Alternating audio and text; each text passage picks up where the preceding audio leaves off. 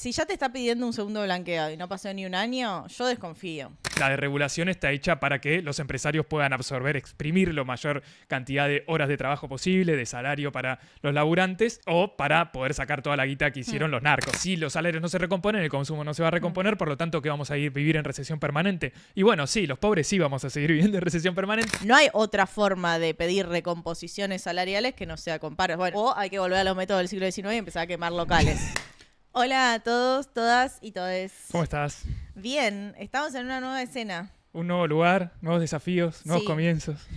Todo eso, yo venía pensando como qué loco, porque en realidad pasaron 6 días desde el último capítulo, debería haber menos temas, y a la vez no, hay un millón de temas porque esto es Argentina. Sí, terrible. En Mandrilandia estamos. Seguimos domados por el jabo. Pero están un poco más nerviosos. Yo no adhiero, los Están- veo muy nerviosos. Están muy nerviosos, ¿no? No baja el dólar, sube el dólar. al No, final. y además cualquier gobierno que plantea 2 blanqueos en menos de un año está muy complicado en el frente externo, que es lo que venimos diciendo, la gente que en realidad sí la veía. La tiro nada más. Bueno, puede ser. Hay que ver si es un blanqueo o no. Lo vamos a charlar. Sí, hay muchos como anuncios de anuncios, pero no se concreta nada. Pero bueno, en el medio de las elecciones de capital, en el medio de que en nuestro país se descubre la mina más importante de cobre y un montón de minerales, en manos de una empresa canadiense, en el medio de Un paro. de un paro de la UTA. Y también de otros trabajadores, y también como con un malestar que se empieza a sentir cada vez más, por lo menos en eso de los mobileros en la calle, con gente que le están preguntando, tipo está haciendo una fila de 200 metros y le dice, ¿qué pensás del paro? Como diciendo, este va a estallar, y está tipo, está bien, nadie debería ganar menos de 1 millón de pesos, y es tipo, y sí, flaco. No, totalmente. Y no es solo de los colectiveros, es cierto, porque no es solo de la UTA tampoco, porque recién veía que los de comercio, que le iban a revisar la paritaria, que es algo que venimos charlando todos los martes, que el gobierno le pone un tope a las paritarias del 1% para que eso no se traslade a la inflación. Los de comercio, que lo dirige Cavalieri, que dirige a 1.200.000 afiliados de trabajadores de todo el país, dijo que no va a juntarse con el gobierno a renegociar la paritaria, que es lo que quiere Caputo, porque la paritaria implicaba un aumento del 1,9% este mes, 1,8% el próximo y 1,7% el otro. Y Cavalieri, que es de los dialoguistas, de los que más acuerda con el gobierno, de los que se sienta cada vez que lo llama todos los Caputo. Históricamente el negociador de malas paritarias. Claro. O sea, comercio no solo tiene malas paritarias, sino que comercio medio que acepta a cualquier trabajador de cualquier rubro y le pone la etiqueta así como, bueno, sí, sos comercio. Claro, obvio. Ahí está el negocio de las cuotas sindicales. Y ahí todo está lo el que negocio quieren. de muy malas condiciones laborales para la Claro. gente que labura en comercio. Claro, pero él al ser tan representativo, al tener tantos afiliados, es como forma parte de una paritaria que marca el camino del resto. Por eso Claro. al gobierno le interesa tanto esa y no por ahí algunas más chicas que subieron, que firmaron un acuerdo paritario más alto que este, pero el Toto Caputo está muy interesado en revisar esa paritaria. O sea que ya había tenido un acuerdo entre privados, entre el sindicato que nombrábamos recién y la asociación empresaria, pero que el gobierno no quiere firmar esa paritaria y quiere que vuelvan para atrás a volver a discutir para que vayan, que los aumentos no sean tales, sino que vayan más cerca del 1,5%, más cerca del 1% mensual para usar a los salarios como ancla inflacionario, como ancla para el dólar. La novedad creo que es que empiezan a aparecer más conflictos y que hasta el propio Cavalieri dice no quiero, o sea, dentro de lo que yo firmé con mi asociación empresaria, dice que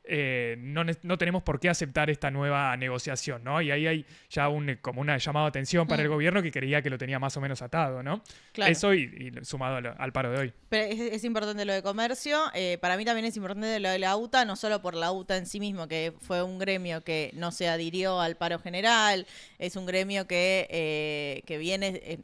está muy fragmentado, ¿no? Tampoco es todo la UTA, pero que un sector, sobre todo las líneas de la empresa DOTA, muy alineado con este gobierno, como una cuestión bastante compleja, que además tiene incidencia en un montón de laburantes, porque la realidad es que si vos para ir a tu trabajo te tenés que tomar un bondi, un tren y otro bondi, se te cortan los bondis y bueno, se te complica muchísimo poder llegar al laburo. Entonces tiene una incidencia en el aparato productivo mucho más grande que la convocatoria a un paro general si vos sos monotributista, freelancer, informal o no estás dentro de un sindicato.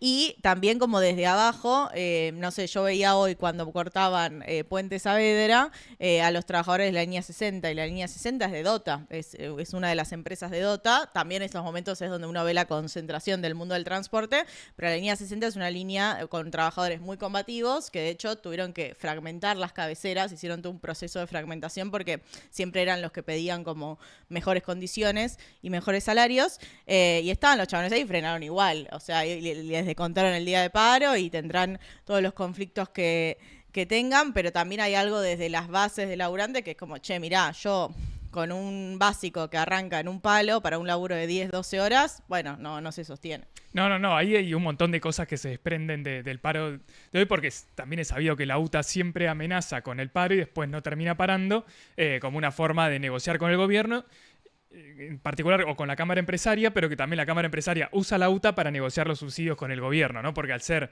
transporte público, en teoría, no es transporte privado, pero subsidiado por el Estado, una parte los empresarios lo cobran con el boleto, otra parte lo cobran por el subsidio estatal. Entonces muchas veces las empresas, que están muy concentradas, como vos decías, son 2 o 3 que cubren la mayoría, usan la amenaza del paro, los paros, para pedirle más subsidios a los gobiernos nacionales. Pasa ahora, le pasó a Massa, le pasó a Alberto Fernández, le pasó a todos los gobiernos anteriores, porque esto viene funcionando así desde los 90. Entonces, de hecho, la gente es como que medio que se levantan el mismo día, o a los que se acuestan tarde a la noche, tipo, claro, va a ver si hay conciliación o no hay conciliación, levantan el paro o no levantan el paro, porque nadie le cree hasta que no se hace efectivo el paro que eso va a suceder. Y esta vez se hizo efectivo porque venía de un reclamo salarial, no era un reclamo de subsidios, sino hubiese pasado lo que pasa siempre, que es que no se hubiese hecho un paro. Y incluso a pesar de la dirigencia de la UTA, que es la que siempre firma lo que le pide el gobierno, la que siempre que está muy enfrascada con lo que son las empresas del transporte, que siempre llegan a algún tipo de acuerdo en el cual siempre terminan pagando los laburantes con las paritarias a la baja, con este salario básico que están pidiendo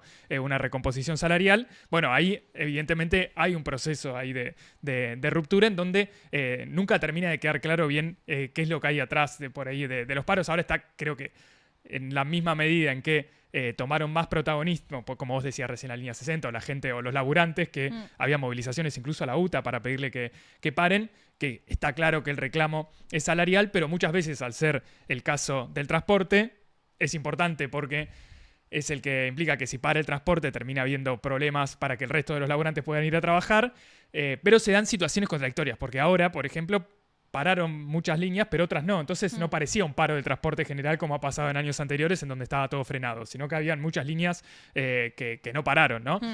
Porque en el medio hay una negociación con el gobierno también como tripartita, que es entre subsidios y tarifas. Obviamente siempre los empresarios, hoy a la mañana salían a hablar los empresarios y decían, nosotros no podemos aumentar los salarios porque necesitamos aumentar el boleto.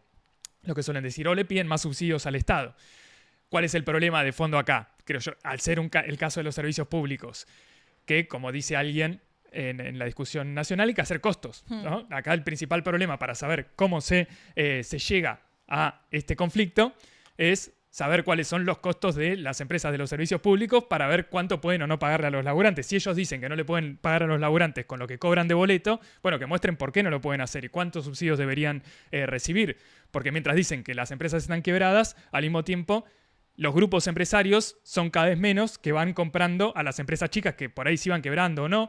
Por ejemplo, el papá de Javier Milei, el presidente, tenía una empresa de colectivos, se la vendió a Dota, que es la que hoy no está pagando. Entonces hay un proceso de concentración de empresas del transporte de pasajeros, sobre todo acá en el AMBA, pero pasa en todo el país, porque negocian con el gobierno los subsidios, cobran las tarifas que quieren y al mismo tiempo todo el tiempo tienen el relato para la opinión pública y para sus laburantes de mantener las paritarias a la baja, bajar el costo laboral, poniendo como argumento de que los gobiernos no le dejan aumentar los boletos. Entonces, en el medio no sabemos cuánto deberían o no deberían aumentar los boletos. En el interior del país los boletos son carísimos, acá todavía no tanto, pero están aumentando, pero no sabemos cuáles son los márgenes de esas empresas, por qué están creciendo tanto y por qué los laburantes, los colectiveros cobran tan poco. Sí, hay un conflicto en el transporte. Por un lado, un servicio que nunca terminó de mejorar desde la pandemia, o sea, se nota eso en términos de frecuencia, de calidad, mismo en la renovación de los coches que hacen al transporte público. O sea, hay un problema que es estructural del sistema de transporte, sobre todo en AMBA.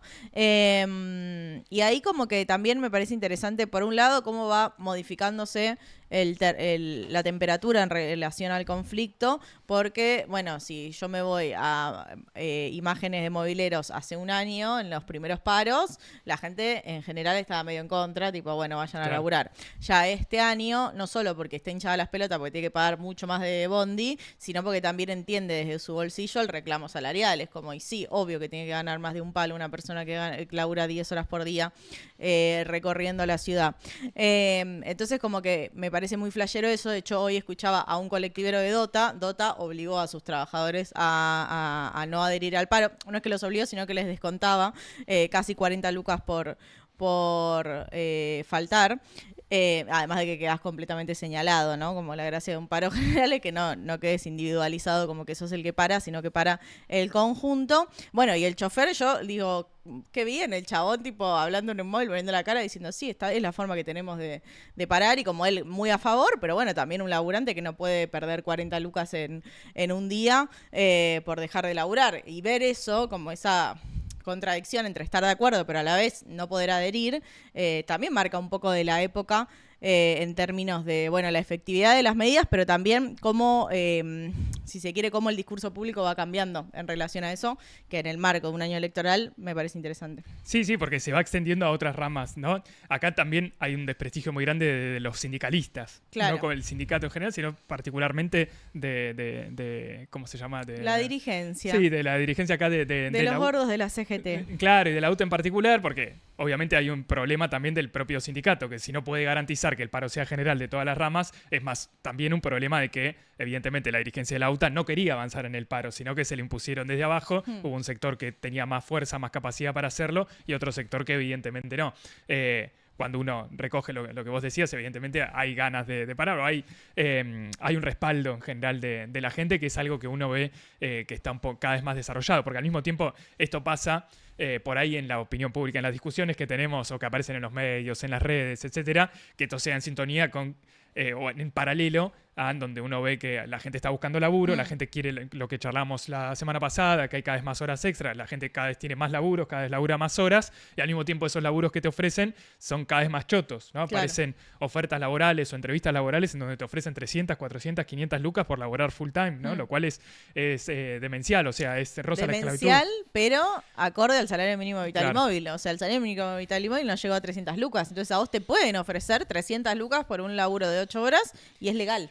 Algo que es demencial, pero es legal. Es legal, completamente. Que es hacia donde estamos yendo, ¿no? Hay todo un trasfondo que tiene que ver con las reformas laborales que vienen preparando el gobierno, con los cambios reglamentarios y con también el ir dejando hacer, ¿no? Parecernos un poco a Perú, pero también un poco a Paraguay, ¿no? Por ejemplo, dejando que la economía funcione cada vez más barrani, haciendo estos nuevos blanqueos de los cuales probablemente vayamos a hablar. Entonces hay toda una desregulación, pero no para favorecer por ahí a que el que se pone un emprendimiento, el que vende en la calle, el que quiere vender cosas por Instagram, pueda mejorar su laburo o hacerlo de forma más eficiente, teniendo que pagarle menos a la FIP, pero también a Mercado Libre, sino que la desregulación está hecha para que los empresarios puedan absorber, exprimir la mayor cantidad de horas de trabajo posible, de salario para los laburantes, o para poder sacar toda la guita que hicieron los narcos, qué sé yo, ¿no? En negro.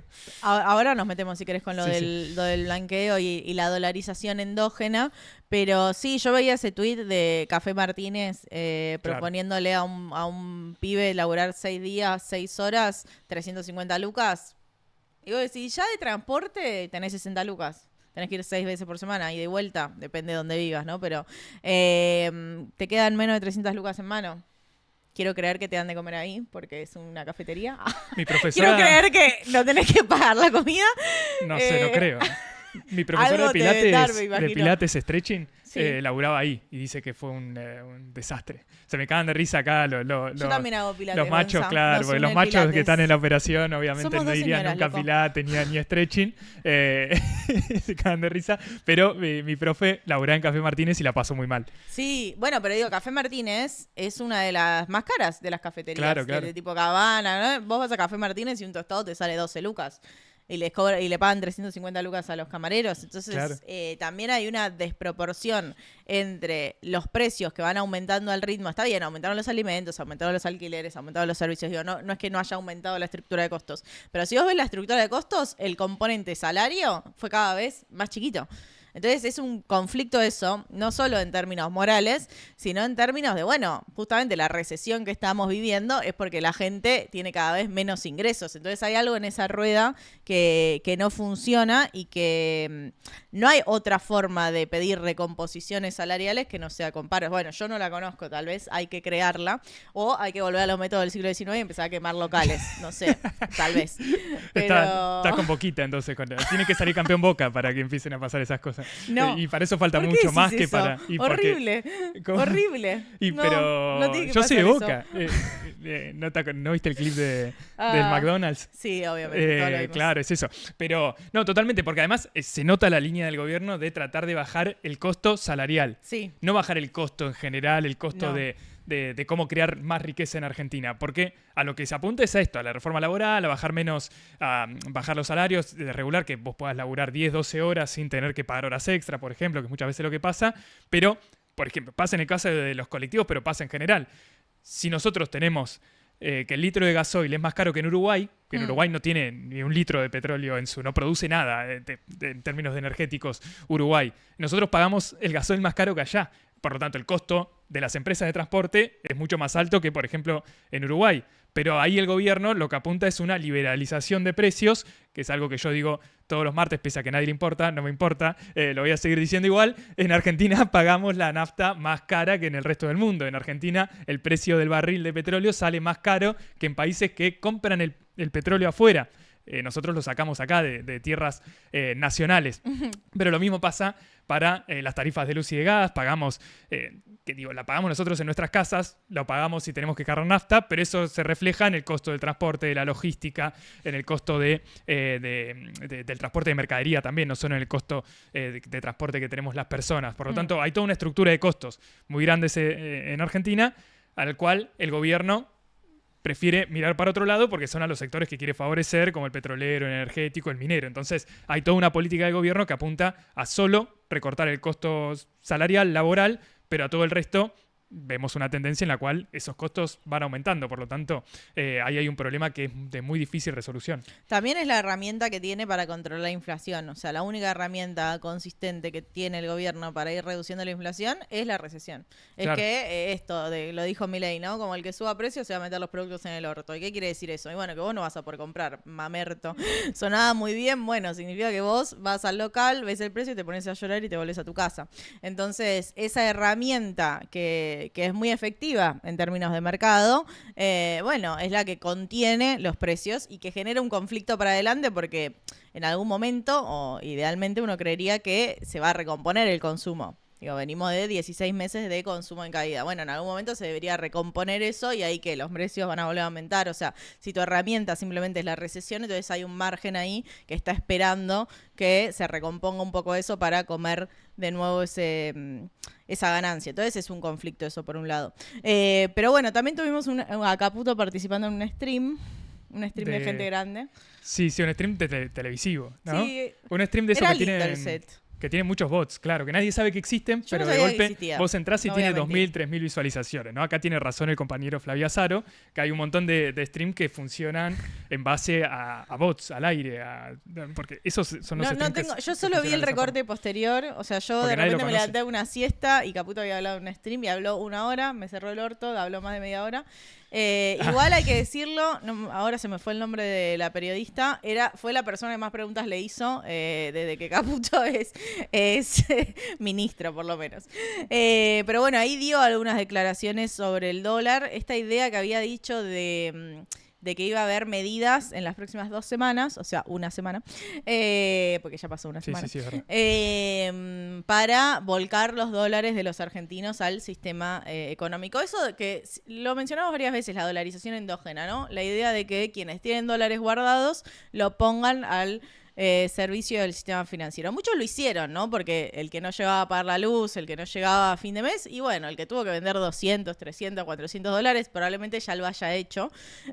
O por ahí el que gastó esa plata en irse de vacaciones, aprovechando que estaba más o menos barato A irse. comprar ropa a Chile, a Claro, la playa de esos Brasil. dólares que eran ahorro de los argentinos, Barrani, porque la gente los saca del sistema bancario, bueno, yo creo que en gran medida ya fueron usados. Esta medida apuntaría a otros sectores que no es que tienen $2.000, $3.000 en una cajita, sino que tienen un monto mucho más grande y que no usan esos dólares porque no están formalizados, o sea, no están dentro del sistema. No sé, yo escuché un reclamo del sector agrario que decía, bueno, nosotros queremos poder comprar los insumos directamente en dólares y que eso nos dé beneficios impositivos. O sea, a ver, acomodemos las cosas. El agro, que es el sector que más dólares genera en el país, y que tiene la obligación de liquidar esos dólares. Una vez que, o sea, vende en dólares al exterior, no trae los dólares, los pasa por el Banco Central, se los tiene que vender al Banco Central y eso le da pesos. Bueno, ese sector te está diciendo que tiene una masa de dólares no registrados, o sea, la pregunta que ahí entra es ¿de dónde verga lo sacaste? Porque vos dólares no deberías tener, y si los tenés lo tendrías que tener registrado, lo liquidaste, te dieron peso, lo tuviste que haber comprado en el mercado formal. Pues no, pasó, no sé qué pasó, se pasó a Paraguay esa producción, se vendió en negro, no sé, ni idea. Habrán triangulado con alguna empresa en Uruguay y lo sacaron por ahí. Hay 1.000.000 de estrategias que tiene el agro para poder hacer eso. El punto es que te está diciendo que tiene una masa de dólares enorme y que la quiere usar para comprar insumos directamente en dólares y que eso le dé beneficios fiscales, o sea, pagar menos de impuestos. Y vos, como gobierno, hay que ver qué hace el gobierno, ¿no? Porque no hay una medida oficial, pero una de las medidas podría ser permitir que esos sectores usen esos dólares para lo que quieran, comprar insumos, comprarse un auto, comprarse una casa, y que ni AFIP, ni, bueno, ARC ahora, ni el Banco Central le pueda decir, ¿de dónde sacaste $90.000, flaquito? Bueno, eso no es una pregunta que le guste a esa gente, así que la idea es que nadie le pregunte nada y que, bueno, vuelquen esos dólares a la economía argentina. Sí, o para que los narcos de Rosario sigan financiando casinos y torres. Claro, mi cosa era la informalidad dentro de negocios lícitos. Después está todo el otro dinero que viene directamente de negocios ilícitos. Pero son la misma gente, ¿no? En los puertos de Rosario los dos negocios se complementan y se mezclan y funcionan en la misma cadena. Ahora, sí, yo creo que igualmente está muy ligado a lo que vos decías antes. Al final, cuando cerramos el tema anterior, que vos decías el consumo viene a la baja, el consumo masivo viene a la baja, ¿no? Pero el consumo de autos, de las escrituras, como se dice, que es cuando uno compra y vende casas, torres, etcétera, eso viene volando, viene al alza, como vienen volando los viajes al exterior, que vos también lo decías. Ahora, si vamos a hacer Perú o Paraguay, en donde haya mucha economía Barrani, yo creo que esto siempre lo cuento también, soy muy repetitivo en algunas cosas. Tengo unos amigos que tienen familia en Paraguay, que los tipos, como es todo Barrani, compran autos, no pagan el seguro porque no es obligatorio tener el seguro, entonces cuando chocan dejan los autos tirados, porque es más barato ir a comprar el auto nuevo. No es necesario. Ay, me hace verga. Es más barato comprar el auto que ir a hacer el trámite, que es muy engorroso. De ir Si con chocaste a alguien, nada, te vas. No, bueno, eso tampoco es un problema. No, chocarlo, no estoy diciendo chocar a alguien, sino chocarlo, dañarlo. Es mucho más barato que hacer todo el trámite con el seguro, que uno se termina peleando, el seguro después no te cumple, cosas que pasan. Allá no pasan porque directamente lo dejan tirado y realmente pasa eso, sobre todo la gente que tiene más plata, ¿no? Hacia ahí es hacia donde creo que apunta este tipo de medidas, pero digo, particularmente creo que el gobierno está en un problema que es donde vos cerrabas antes, que es si los salarios no se recomponen, el consumo no se va a recomponer, por lo tanto que vamos a vivir en recesión permanente. Y bueno, sí, los pobres sí vamos a seguir viviendo en recesión permanente, el 70-80% que vivimos de laburar y cobrar en pesos, vamos a vivir así como en Perú, pero el 20-30% va a poder cambiar el auto, va a poder comprarse una casa, va a poder sacar un crédito hipotecario, va a poder meterse en estas compras de pozo para como inversión, para tener un departamento o lo que sea, y para eso yo creo que la medida de Caputo en parte va para ese sector, para poder sacar los dólares del colchón, de la caja fuerte, de donde sea, para pagar en la concesionaria sin... Del narco, de la trata de personas, bueno, eso venta también. de armas. Eso no también. importa, son dólares, que vengan. Eso también, pero hay un tope para eso, ¿no? Es como que no se van a poder usar más de 100 lucas verdes. Eso dicen. Que va a ser como medio como el primer blanqueo. Como límite de 100.000, no te preguntamos nada. Y pasa que más de eso habría que pasar un proyecto de ley, sería otra Claro. cosa, y además es poca la gente que lo haría. Yo creo que la única forma que esto funcione tendría que venir por el lado de que el Toto Caputo, Sturzenegger, Milei, que tienen toda la guita de afuera, en negro, en paraísos fiscales. Vos o decís en que el- ellos van a tener su guita acá. Tienen que ir al banco mañana, al Banco de Galicia, hacer fila y depositar la plata. Y ahí No va a ir la la gente a veo. depositarla. Como lo hizo, bueno, no sé si lo hizo. Hicieron algo parecido en su momento el kirchnerismo, ¿te acordás? No con guita en negro, sino que los tipos, Cristina, Aníbal Fernández, vendieron todos sus dólares y se pasaron a pesos. No ¿Te me acuerdo acordás? de eso. Sí, lo hicieron. Y después hubo otra etapa en la cual los tipos hicieron fila para darse de baja solos de los subsidios voluntariamente. Eso sí me acuerdo. Bueno, los son subsidios dos me medidas acuerdo. distintas, pero los tipos daban el ejemplo. Claro. Acá, después obviamente... Bueno, Máximo pagó el El- aporte extraordinario. Claro, claro. Bueno, fue claro. uno de los que lo impulsó. Patriota. Entonces, ahí, De Mendiguren también lo pagó. claro. Pero bueno, los Kirchner, después Cristina dicen en su libro que ella tenía pesos, pero después se volvió a comprar dólares cuando ganó Macri. Y sí, Eh, hizo bien. Ahora, que el Toto vaya y que blanquee sus dólares que tiene en negro. No. Si no, es muy difícil que funcionen los hechos, me Claro. parece. A mí me parece me parece que lo único que van a conseguir es legalizar más dinero ilegal que legal. Igual sí me parece que el agro tiene una cantidad de dólares muy interesante, Barrani, porque Paraguay, nada en contra de Paraguay, ¿no? Pero como estructura, cómo suele ser la relación Argentina-Paraguay, Argentina manda producción o autos robados o todo lo que necesita blanquear o formalizar lo manda a Paraguay. En Paraguay no te hacen muchas preguntas, por eso Cuader estaba Cuader, yendo claro. para Paraguay. Vos te puedes ir a Paraguay y decir, tengo 100.000 dólares, me quiero comprar 3 departamentos. Bueno, dale. No te hacen muchas preguntas y después se vuelve ya acá a la Argentina, tenés un bien exteriorizado, no pasa nada. En Paraguay es donde se borran los números de serie de los autos, digo, como todo un entramado, y en Paraguay es donde los camiones pasan al lado de la frontera, los camiones llenos de granos, salen de Paraguay más o menos que vende más granos de los que produce. Sí, sí. Literalmente ¿Cómo, pasa eso. cómo funciona? ¿Cómo se explica? Nadie sabe, pero siga y siga. Entonces, para mí es un problema en términos de estos cambios estructurales que decimos. Bueno, ya los blanqueos, digo, tuvimos 8 blanqueos en, no sé, menos de 10 años. Es un problema, porque vos siempre tenés blanqueos, no, 20 años, pero bueno, como que vos sabés que cada tantos años te van a dar un blanqueo. Entonces vos estás muy incentivado a que, bueno, ¿para qué voy a regularizar? Espero al próximo blanqueo, no pago ninguna multa y chau. Y encima, el blanqueo de Milei no tenía ninguna contraprestación. O sea, era un blanqueo como, bueno, para pequeños zorristas también, pero un blanqueo muy laxo. Y ahora no pasó ni un año pasó del blanqueo anterior, y ahora ya es ni un blanqueo. Es tipo, bueno, anda y nadie te va a preguntar nada. Hasta 100.000 dólares, no pasa nada. Presentación espontánea, vos vas, decís.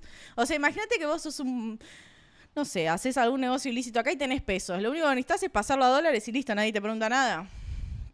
Es raro, chicos. Sí, muestra un grado de desesperación del gobierno. Fuerte. ¿Por qué? ¿Por qué? Porque ¿Qué esto... va a decir el Gafi de esto? Bueno, esto va en dos puntas, ¿no? Una es la actividad económica, tratar de levantar esa actividad económica, de agilizar la compra-venta de algunas cosas más caras que necesitan dólares, que en general te venden a precio dólar, tanto inmuebles como estos bienes durables, electrodomésticos más grandes, todo esto que mencionamos recién, pero también porque al gobierno evidentemente le faltan dólares, ¿no? O sea, consiguió los dólares del FMI, pero para llegar hasta las elecciones necesita acumular algo de reservas. Tiene un problema que el gobierno dijo que no iba a comprar dólares si no llegaba a 1.000, pero en el medio, si esto más o menos sale bien, podría acumular reservas en el Banco Central por los depósitos en dólares que quedarían como encajes y que el Banco Central los puede contabilizar como reservas que estén ahí, ¿no? Que estén guardadas en una caja fuerte en el Banco Central. Yo lo entiendo, me genera dos cosas. Uno es que si yo tuviese, o sea,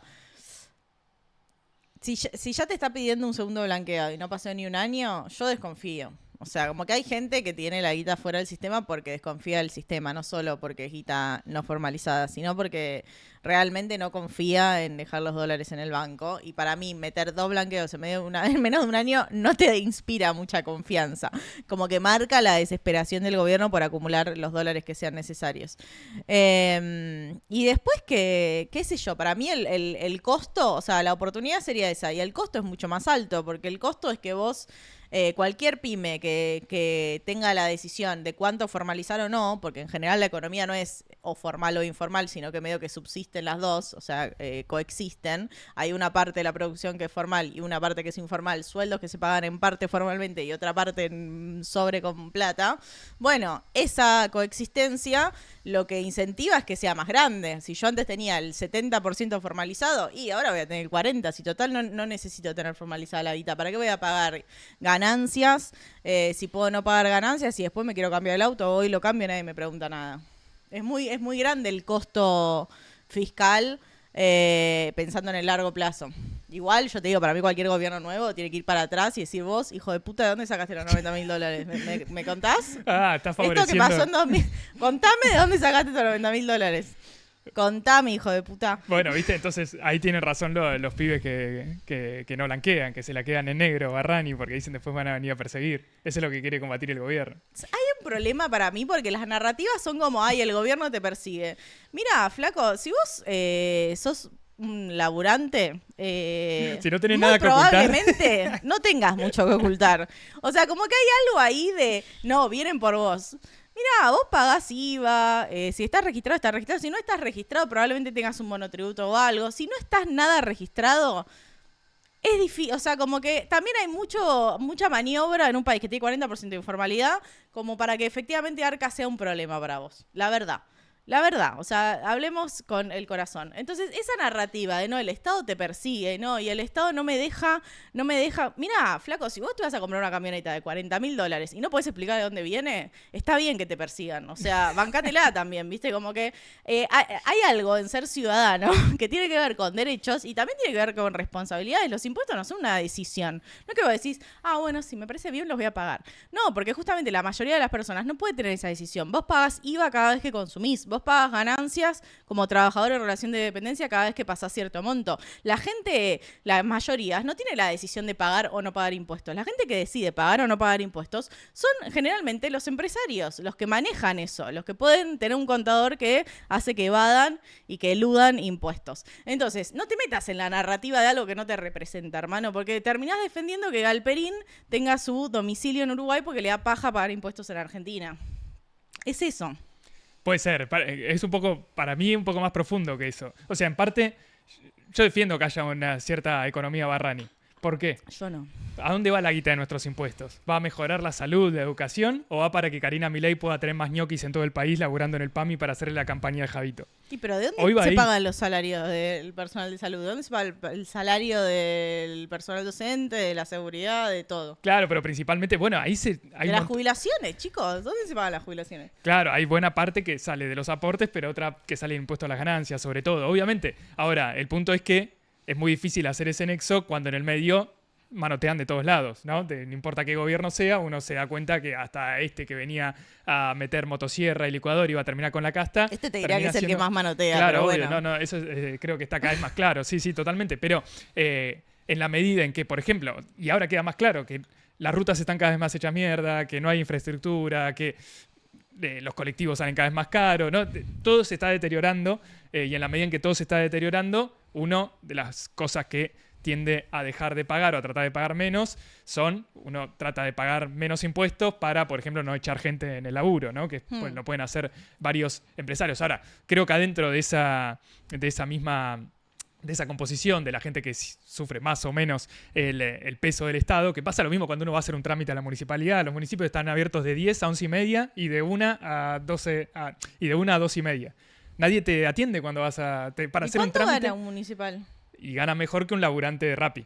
Gana mejor que alguien que está en negro. O sea, depende. Entonces, ahí hay un problema muy grande que la gente, por eso los detesta también, se detestan entre ellos. Pero a lo que voy es que el problema no es ese, sino que el problema es que está todo armado para que la gente que realmente va de los impuestos pase desapercibido y utilice esta narrativa para llevar agua para su molino, que es lo que vos decías hace un rato. Galperín termina siendo el beneficiario final de todo este discurso en contra del Estado, en contra de los impuestos, porque el Estado medio que cada vez sirve para menos, cada vez es más corrupto, y cada vez los impuestos terminan recayendo más en los laburantes, porque todos sabemos que Galperín no paga impuestos, pero dice yo pago un montón de impuestos, Pablo Roca no paga impuestos, pero dice yo pago un montón de impuestos, por eso hay que bajar impuestos. Pero terminamos pagando más nosotros en IVA, en los impuestos municipales, provinciales, etcétera, que es como está armado hoy la estructura impositiva en Argentina. El que se quiere poner una pyme paga paga por 3 o 4 veces cada vez que paga las cargas municipales, provinciales, etcétera. Entonces ellos absorben esa narrativa y la hacen propia. Sí, y es muy eficiente Milei y todo su gabinete en mostrar la peor cara del Estado. Digo, efectivamente, en esta gestión no solo...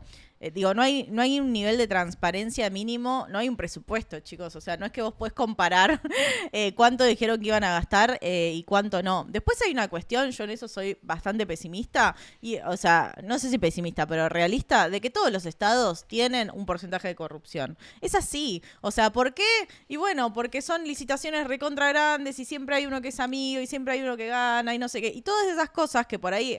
hay algunas cosas que más visiblemente se nota que es corrupción, bolso de guita, y hay cosas que son corrupción porque sale siempre la misma licitación, porque los que se presentan son todos amigos, porque el sector, el mercado está recontra concentrado, entonces le dicen, che, presentate vos y te elijo a vos, y eso también es corrupción. Es corrupción la pyme que se armó Adorni en la Secretaría de Comunicación, es corrupción que le estemos financiando entre todos la campaña Milei. Digo, hay un montón de cosas que son corrupción, si se quiere, en distintos grados. Poner a tu prima en la municipalidad también es un acto de corrupción, sigamos a cómo debería ser el Estado. Ahora, agarrarte de eso para hacer una motosierra que desfinancie completamente al Estado, que los hospitales estén en su peor momento, que los docentes estén en el peor momento salarial, que no haya obra pública, que todo sea un Estado cada vez más de mierda, obviamente que refuerza tu narrativa de, y bueno, ¿para qué pagas impuestos, idiota, si el Estado es una poronga? Ahora, yo creo que eso es una lógica que se reproduce y que se profundiza, donde el Estado cada vez es más mierda porque tiene menos guita, recauda menos guita, entonces tiene menos posibilidad de acción. A mí no me gusta ese tipo de estados. Paraguay tiene una presión impositiva del 13%. Paraguay, por más que quiera hacer algo, no puede. Porque no tiene la plata. O sea, puede tener el mejor presidente del mundo, que igual justo no lo tiene, pero no podría, porque no tiene la guita, no tiene la caja. Le pasa algo parecido a México, que también tiene una presión impositiva muy baja. Ahora, Argentina tiene una presión impositiva en promedio más alta, tiene más herramientas. Eso obviamente lo estamos perdiendo día a día con Milei como presidente. Pero digo, perder esa posibilidad, bueno, te hace perder la posibilidad de tener salud pública, te hace perder la posibilidad de tener educación pública, te hace perder la posibilidad de un montón de cosas que damos por sentado en Argentina, porque decimos, no, el Estado no funciona. Y además de que decimos, el Estado no funciona, nosotros lo financiamos igual, porque de nuevo, vos no tenés la decisión de pagar o no pagar impuestos. Vos vas a comprar y vos los impuestos los pagás igual. O sea, sí, a lo sumo cuando vas a un negocio de barrio y te dan el 10% de descuento por pago en efectivo y no te dan factura, pero es marginal eso que se evade de impuestos. Y eso, si nos ponemos técnicos, también es un acto de corrupción vos como ciudadano que no estás pagando el impuesto que te corresponde. Ahora, obviamente que no es lo mismo lo que hace uno como laburante que lo que hacen los empresarios que evaden los impuestos o los hijos de puta que judicializaron el aporte extraordinario a las grandes fortunas para no pagarlo. El tema es que no quedar preso de una narrativa que lo único que hace es perjudicarte, porque después vos vas a ir a la guardia del hospital y va a estar colapsada, vos vas a mandar a tu pibe a la escuela pública y va a estar de paro porque los docentes no ganan lo suficiente, o va a tener una docente completamente quemada porque tiene 4 laburos. Entonces vos sos el perjudicado de todo esto, que encima pagás más impuestos en comparación que los más ricos. Sí, sí, totalmente. El problema creo que es incluso más profundo porque, por ejemplo, uno agarra... ¿Por qué existe el Estado actual? ¿Por qué está estructurado de esta forma? Porque si uno agarra el impuesto más progresivo que siempre se suele defender acá, que es el del impuesto a las grandes fortunas o el aporte... Sí, bienes personales en realidad, porque ese fue un aporte. Claro, bueno, pero ese es el aporte como eso hubiese sido... Por eso se presenta a elecciones Bernie Sanders en Estados Unidos, por eso se podría presentar Grabois acá.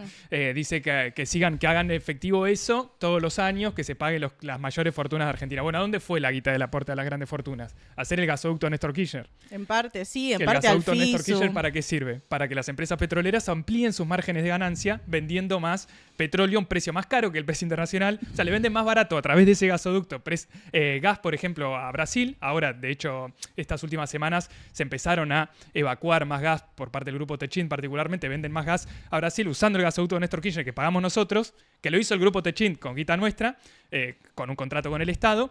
Y que ahora próximamente se va a privatizar, que es lo que quiere hacer el gobierno, que es lo mismo que pasó con las hidroeléctricas que construimos nosotros con la nuestra, hacer energía para el país. Los distintos gasoductos también se están privatizando, es decir, hay un montón de cuestiones estructurales que hemos financiado nosotros, o los más ricos, incluso en la forma más progresiva que fue cobrarle un impuesto a una minoría que es muy parasitaria incluso, que termina haciendo que el Estado sea un canal para ampliar márgenes de ganancia. Entonces, creo que está bien defender que los más ricos paguen más y que los que laburamos paguemos menos. Eso creo que es muy importante, pero también es muy importante y sobre todo creo que es muy importante entender cuál es la razón de ser del Estado, por qué el Estado cobra impuestos hoy, que solamente para hacer una transferencia de ingresos desde los pobres hacia los ricos con estas cuestiones tan estructurales como lo que se ve en los últimos años a través de los gasoductos y las privatizaciones, etc. Yo adhiero más o menos. O sea, una cosa no quita la otra. El aporte de grandes fortunas también se usó para el FISU, que fue el desarrollo en barrios populares de infraestructura que fue muy importante. El otro creo que se usó para la beca. Había uno para pymes, se dividió en 4.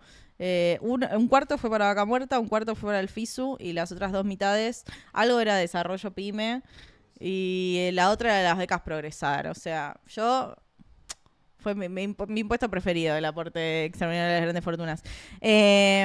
Sí, obvio, está claro que hay que cobrarle más impuestos a los 12.000 ricos. personas los pagaron. Ahora O sea, ¿te das cuenta lo concentrada que está la riqueza en nuestro país? Que solo 12.000 personas, somos 47 millones. 12.000 personas nada más hicieron un quilombo, tardó un año en aprobarse esa ley.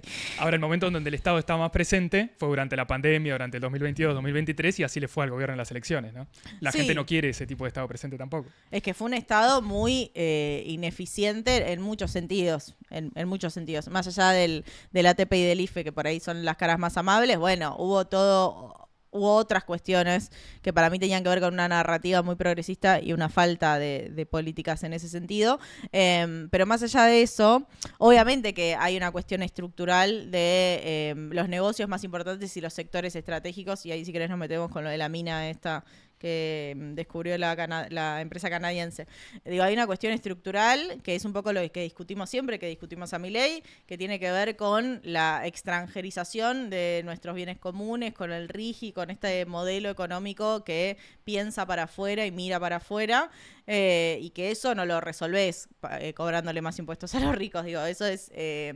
no lo podrías compensar desde un lado fiscal nada más, porque hay una desigualdad muy, muy estructural, o ese modelo plantea una desigualdad muy estructural. Digo, Perú no va a resolver el 70% de informalidad dando una renta universal, y no, tenés que pensar un modelo económico que sea más inclusivo. Pero para todo lo que vos quieras hacer como política pública, necesitas caja. O sea, como que no hay discusión sin una caja. Y las cajas están, y el tema es quién paga esa caja. Porque en esto de la simplificación tributaria y toda la reforma que pretende hacer Caputo el año que viene, que ellos lo venden como, bueno, vas a pagar menos impuestos. Mirá, en realidad vas a pagar un super IVA, y el IVA lo pagamos todos. O sea, la simplificación de impuestos va a hacer que, de nuevo, pese más sobre los bolsillos de la gente que gasta todo lo que tiene en consumir. Entonces, paga el 21% de sus ingresos son el pago de impuestos, que la gente que paga, que no sé, usa un 10% de sus ingresos para consumir, entonces el resto de ese dinero no queda grabado.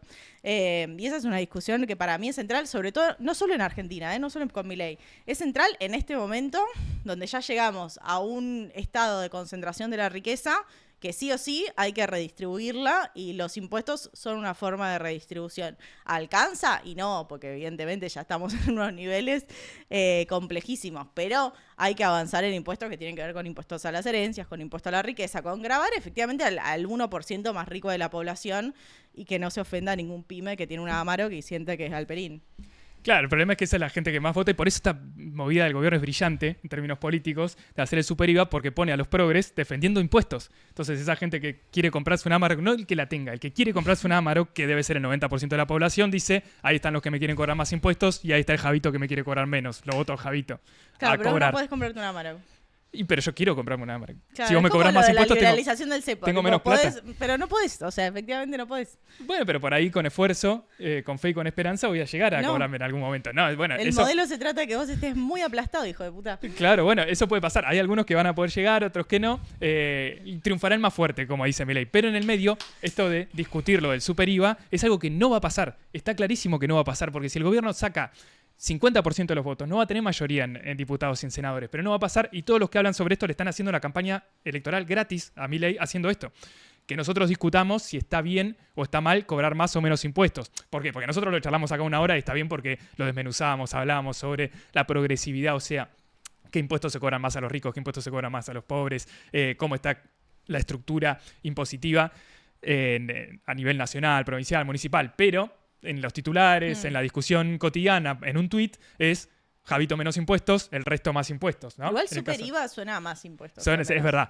Pero verdad. te ganan los votos del 99% de las pymes de todas las provincias del país que tienen que pagar impuestos municipales, ingresos brutos. Si vos vendés en una provincia y le vendés a otra provincia, pagás doble ingresos brutos. Después lo tenés que contratar, no un contador, un estudio de contadores para hacer toda la tributación de eso. Si llegás a pagar impuestos a las ganancias, peor. Si pasás del régimen autónomo. Bueno, hay todo un montón de problemas, que obviamente ustedes lo conocerán también, que hace que todos estos anuncios a medias que hace el gobierno, ya sea con los dólares para poder usarlos, como esto del super IVA, simplificación tributaria, etcétera, se nota que el gobierno, por un lado, está desesperado por los dólares, pero también está entrando en campaña electoral y usa a economía como un factor muy importante para la vida de la gente para hacer campaña electoral. Entonces, ahí se mete todo este tipo de discusiones que vienen ya desde... Caputo viene anunciando esto desde hace más de un año, me parece, lo de... Sí, lo de la reforma. No del forma de tributaria, super IVA, pero sí diciendo como que en la medida en que podamos bajar impuestos lo vamos a bajar. Ahora dicen que están en mejor situación, no lo están porque la recaudación tributaria no está subiendo mucho. Está en Podrían problemas. volver al IVA personalizado.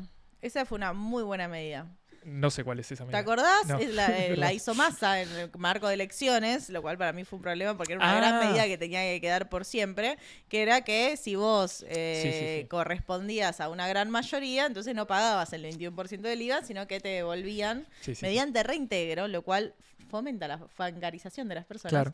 Te devolvían el 10,5%. Hermosa medida, hermosa. Sí. Sí, porque te devolvía una parte de lo que vos comprabas. Eso era una comprar baja de sin IVA. impuestos. Ese fue un momento que como ciudadanos vivimos una baja de impuestos. Una baja de impuestos de verdad que Te tiene que volver que te Sergio, afectó, ¿no? que te volvió. O sea, vos veías en tarjeta de débito, reintegro. ¿Qué? Reintegro IVA. Ah, claro. ¿Por qué? Porque yo no tengo que pagar el 20% de IVA. Me encanta. Ahí, obviamente, ahí también hay una discusión sobre si quiero que el Estado tenga mis datos, ¿no? Porque yo pagando en efectivo, el gran debate Chicos, el Estado tiene sus datos. de Se llama Renaper. de los gordos cripto y de Maslatón, de hay que pagar todo en efectivo para Ay, que no eludir al Estado opresor. ¿Por qué no se van a vivir a una guarida fiscal, chicos? Y dejan Hacia de allí, romper las pelotas. hacia allí estamos yendo, ¿no? Paso, Sí, es un paso a paso problema estamos eso. yendo. Pero en el medio, vos usando dólares, aunque sean barrani o no, le estás dando toda tu información fiscal a un gobierno mucho más grande que el argentino, mucho más opresor que el argentino, que es el de los Estados Unidos de América. Porque ellos sí hacen una trazabilidad de todos los dólares y así dominan el mundo. No tanto con los tanques que tienen, que en parte es así, pero sobre todo inundando de dólares todo el mundo. Entonces, si nosotros usamos los dólares para hacer transacciones, le estamos dando la información no a la FIP, sino a la IRS, la FIP de Estados Unidos, que es mucho más picante que la FIP de Mucho Argentina. más picante. No, además esa cosa medio conspiranoica de no te voy a dar los datos. Chicos, ¿en qué mundo creen que vive? O sea, ¿realmente creen que...? Cada vez que aceptás los permisos en el celular, le estás Pero regalado. además, Renaper, o sea, vos tenés documento, listo, ya está. O sea, tus datos están ahí y lamento decirles, cada 3 días hackean la Renaper. O sea, tus datos están en todos lados, no te estreses mucho por eso. No, totalmente. Pero bueno, el anuncio que decías recién de haber descubierto cobre es otra de las formas en la cual interviene el Estado en lo cotidiano, porque acá parece como si el Estado se hubiese corrido y un privado encuentra un gran yacimiento de cobre que nos va a salvar por las próximas Justo venía generaciones. un canadiense. Justo caminando apareció una por empresa San canadiense. Juan. Además, en un proceso de que se están comprando y vendiendo esos territorios, esas mineras, con Lord Elstein, que nos vigila a todos, que está comprando cada vez más mineras de todo el país. Incluso se quiere meter en Chubut, espero que no pase por Chubut, mi tierra natal, a producir uranio, donde evidentemente ahí hay uno de los factores primordiales del Estado, que es el de cuidar nuestros recursos naturales y decidir qué hacer con ellos, tanto el Estado nacional como el provincial, a lo que se dedica no es a ausentarse, sino a rematar los bienes comunes que tenemos nosotros, los recursos naturales que pertenecen a los ciudadanos de este suelo o del suelo de San Juan, de donde sea, y que es decidir estratégicamente qué hacer con esos recursos naturales. Acá hasta el propio gobierno no dice descubrimos los argentinos o en San Juan, la provincia de San Juan tiene tantas cantidad toneladas de cobre, de oro. No, una empresa privada nombra a la empresa privada, la hace publicidad como la hacía publicidad Milei a Starlink. Dice, esa empresa descubrió como si fuera propiedad de la empresa. Eso, que más o menos lo es. Es propiedad de la Claro. empresa. Hacia dónde vamos es hacia eso, que es lo que pasa hoy con el petróleo de vaca muerta, lo que viene pasando históricamente en el agro en Argentina. Por eso tenemos los problemas macroeconómicos que tenemos en Argentina. Sí, nosotros nos quedamos con todos los costos. O sea, el Claro. daño ambiental es nuestro, los metales son ajenos. Claro, totalmente, y que generan un montón de costos ambientales, problemas muy Y profundos. sobre todo para las comunidades que viven ahí, Claro. ¿no? Que siempre es como el tema. Y que para mí hay una discusión porque uno lee eso y dice, uy, qué bueno, mirá. Claro. O sea, a mí me pasa que yo leo esas cosas y digo, che, qué país. ¿Viste? Porque te dan esos momentos de qué país que tenemos todo. La verdad es que tenemos todo.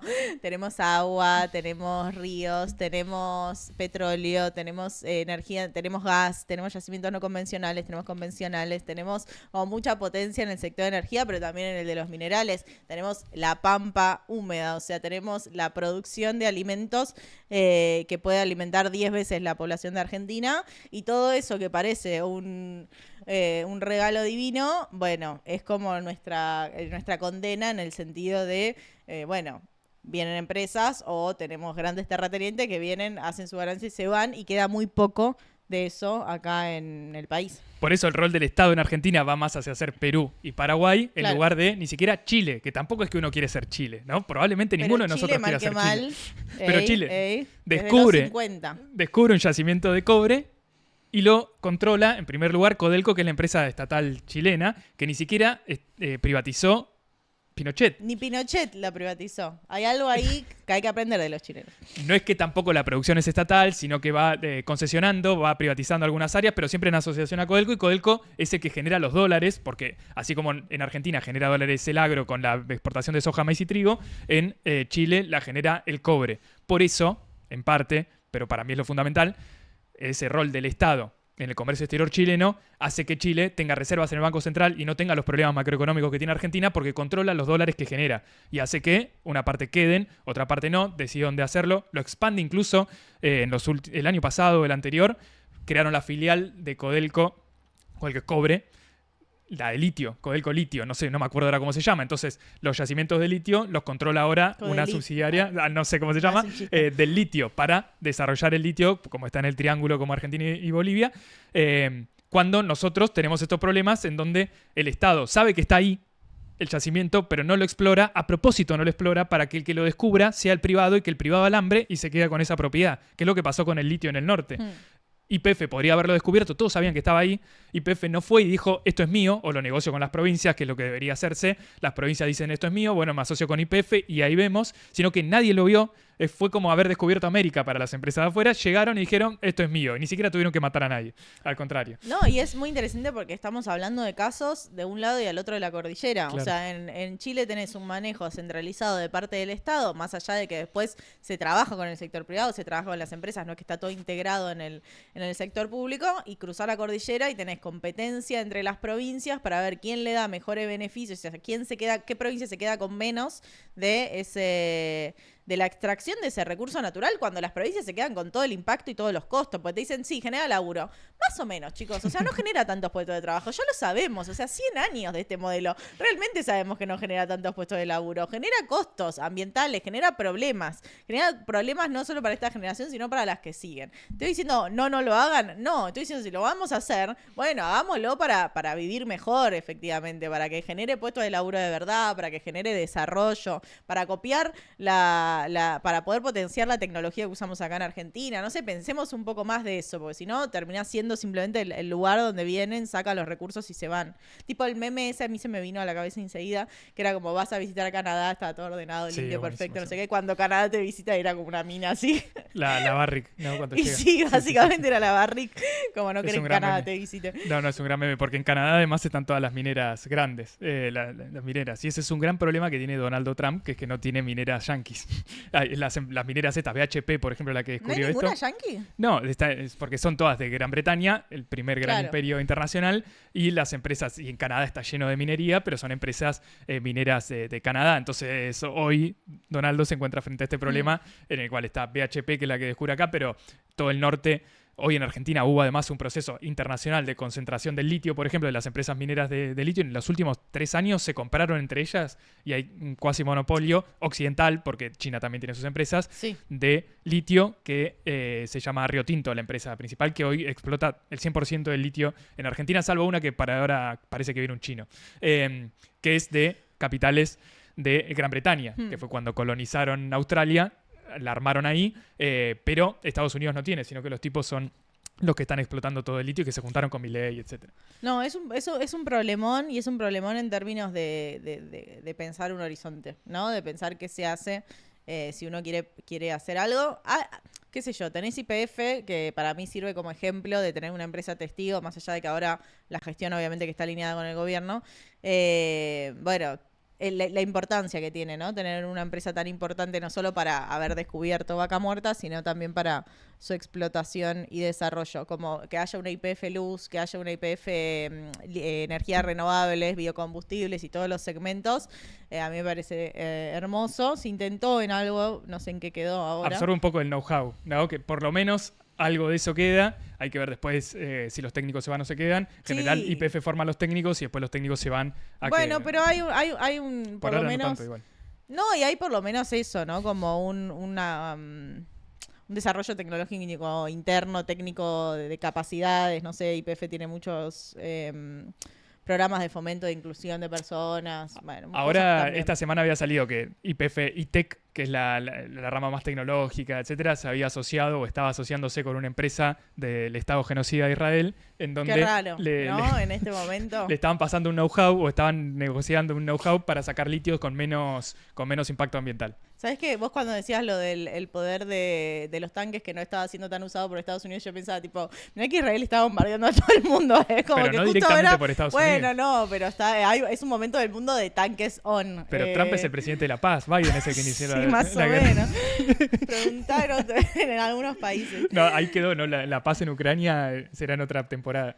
Sí, no, la paz en el mundo, o sea, bueno, nada, un momento del mundo muy No complejo. sé, la guerra en Pakistán, no, es terrible. Bueno, ¿te quedó algo? Ya pasó una hora, o Sí, sea, sí, sí.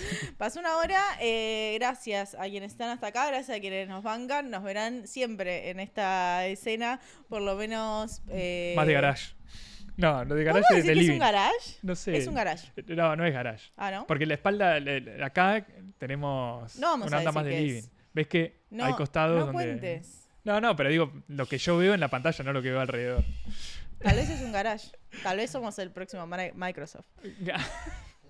Nos falta Nos el falta financiamiento. un padre rico, básicamente. Falta el financiamiento que recibieron los compatriotas. Todos los que nacieron en garage. Claro. Pero bueno, eso. Gracias a quienes nos bancan, quienes nos están bancando. Es un gran momento para suscribirse. Abajo hay distintos botones y está el QR por ahí en el éter. ¿Y qué más? Y nos vemos el jueves en Un Mundo Feliz, ¿no? Exacto. Bueno, También y el con otro martes esta acá. escena. Así que eso. O parecido. Vamos a ver con qué lo sorprendemos. Bueno, nos vemos. Suerte.